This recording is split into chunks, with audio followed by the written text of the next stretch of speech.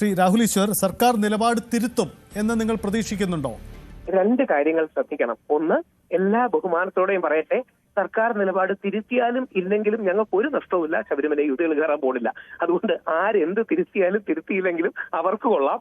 ശബരിമലയിൽ യുവതികൾ ഇന്ന് 2026 3026 ആണെങ്കിലും കയറാൻ പോകുന്നില്ല. ഞാൻ അന്ന് പറഞ്ഞ നിലപാട് ഒന്നുകൂടെ പറയാം.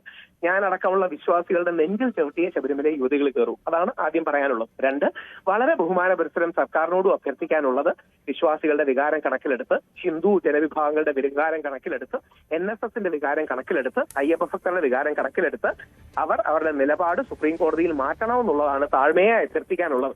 അവർ മാറ്റിയാൽ അവർക്ക് കൊള്ളാം എന്നാണ് പറയാനുള്ളത്. കാര്യം അവർ മാറ്റിയാലും ഇല്ലെങ്കിലും ശബരിമല യുവതികൾ കയറാൻ പോകുന്നില്ല. അത് ഇത്രയും കോൺഫിഡന്റ് ആയിട്ട് പറയുന്നതിന്റെ റീസൺ എന്താണെന്ന് അറിയാമോ?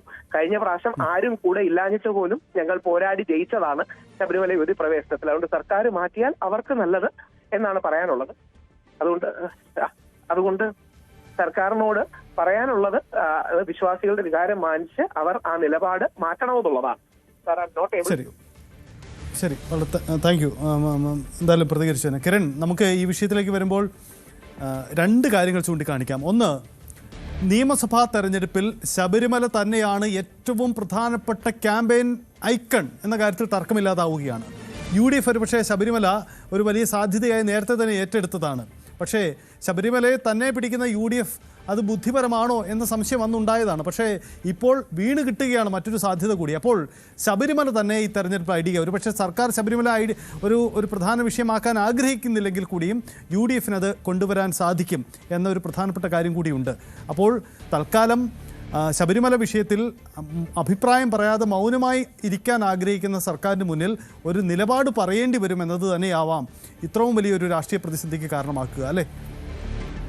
സജിത്ത, ഇത് പ്രധാനപ്പെട്ട വിഷയം. ശബരിമല എന്തായാലും ഈ തെരഞ്ഞെടുപ്പിന് പ്രധാനപ്പെട്ട വിഷയമാകും എന്നത് ഉറപ്പായി കഴിഞ്ഞു.